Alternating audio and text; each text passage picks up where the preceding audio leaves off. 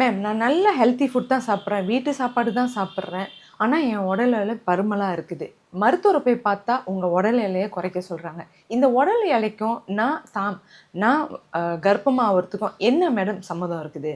சரி வாங்க நம்ம மகப்பேறுட்ட கேட்போம். இதுக்கு என்ன தீர்வு அப்படின்ட்டுன்னு. இப்போ உடல் பருமனா இருக்கு அப்படின்னு சொன்னா, கட்டாயம் நாங்க என்ன சொல்லுவோம், ஒரு நார்மலா பிஎம்ஐ பாடி மாஸ் இண்டெக்ஸ் அப்படின்னு சொல்லுவோம். ஸோ இது எப்படி பார்ப்போம் அப்படின்னு சொன்னா, அவங்களோட ஹைட்டு, வெயிட்ட வச்சு நம்ம கால்குலேட் பண்றோம். 21லேருந்து 25க்குள்ள இருந்தாங்கன்னா நார்மல். 25லேருந்து 29க்குள்ள இருந்தாங்கன்னா கொஞ்சம் ஜாஸ்தி. 29லேருந்து 35 ஒபீஸ்ன்னு சொல்றோம்.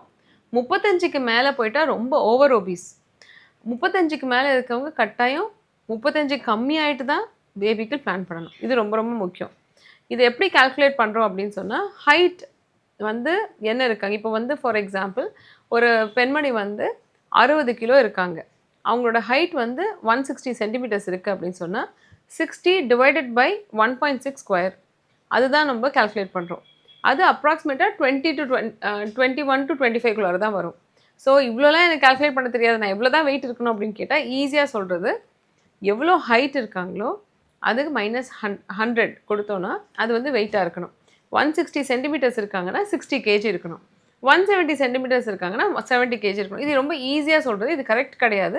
ஏன்னா சில பேர் வந்து பிஎம்ஐ மட்டும் வச்சும் இல்ல. நம்ம வெயிஸ்ட் சர்கம்ஃபரன்ஸ் சொல்லுவோம். தொப்புள் அளவுல எவ்வளோ சர்கம்ஃபரன்ஸ் இருக்காங்க, இடுப்பு அளவுல எவ்வளோ இருக்காங்க, இந்த வெயிஸ்ட் ஹிப் ரேஷியோ எவ்வளோ இருக்காங்கன்னு பார்த்துட்டா, இது ஜாஸ்தியா இருக்கவங்களும் ரொம்ப தப்பு. சில பேர் பார்த்தா வெயிட் கம்மியா இருக்கும். வெயிட் 60 கிலோ தான் இருப்பாங்க. ஆனா வயித்து அளவுல ரொம்ப நிறைய ஃபேட் இருக்கும். அப்ப அவங்களுக்கும் எக்கோட குவாலிட்டி பேடா இருக்கலாம். ஸோ அப்ப நான் வந்து இப்போ 120 கிலோ இருக்கேன் டாக்டர். என்னோட பிஎம்ஐ ரொம்ப ஹையா இருக்கு. நான் எப்ப 60 கிலோ ஆகி நான் எப்ப ட்ரீட்மெண்ட் பண்றது? இது நிறைய பேர் கேட்குற கேள்வி. பட் நாங்க அவங்க கிட்ட சொல்றது என்னன்னா, நீங்க 120 கிலோ இருக்கீங்கன்னா 60 கிலோ ஆகி பண்ணணும்னு அவசியம் இல்ல. என்ன வெயிட் இருக்காங்களோ அதோட 5% ஃபர்ஸ்ட் டார்கெட். இப்போ 100 கேஜி இருக்கவங்களோட 5%ன்னா 5 கிலோ தான். ஸோ அவங்க 5 கிலோவ ஒரு 2 மாசத்துல குறைச்சிட்டு, அதுக்கப்புறம் பேபிக்கு பிளான் பண்ணாங்கனாலே நல்ல பேபி வரும். ஸோ நம்ம தெரிஞ்சுக்க வேண்டியது என்னன்னா, பிஎம்ஐ அப்நார்மலா இருக்கு. ரொம்ப ஹையா இருக்கு. உங்களுடைய வெயிட் வந்து ஜாஸ்தியா இருக்குன்னா, ஒரு 5% குறைச்சா போதும். 70 கிலோ இருக்கிறவங்க ஒரு 3½ கிலோ குறைச்சா கூட போதும். 100 கிலோ இருக்கவங்க ஒரு 5 கிலோ குறைச்சா போதும். இந்த அளவுக்கு குறைச்சிட்டு, அதுக்கப்புறம் நீங்க பேபிக்கு ட்ரை பண்ணாலே நல்லபடியா கன்சீவ் ஆக முடியும். ஆனா, ஒபீஸா இருக்கிறவங்க எல்லாருக்கும் இதனால பிரச்சனை வருமான்னு கேட்டிங்கன்னா, எல்லாருக்கும் வரணும்னு அவசியம் இல்ல. ஆனா சில பேருக்கு கட்டாயம் இருக்கு. ஒபிசிட்டி வச்சு வெயிட் பருமன் ஜாஸ்தி ஆக ஆக ஃபெர்டிலிட்டி சான்சஸும் கொஞ்சம் கம்மியாகுது. 2வது கன்சீவ் ஆகும்போது மிஸ்கேரேஜ் சான்ஸும் கொஞ்சம் ஜாஸ்தியாகுது. அதனால என்னைக்குமே கொஞ்சம் சுறுசுறுப்பா இருந்துக்கிட்டு, ஆக்டிவா இருந்து, நம்மளோட உடல் பருமன் ஆகாம பார்த்துக்கிறது ரொம்ப நல்லது.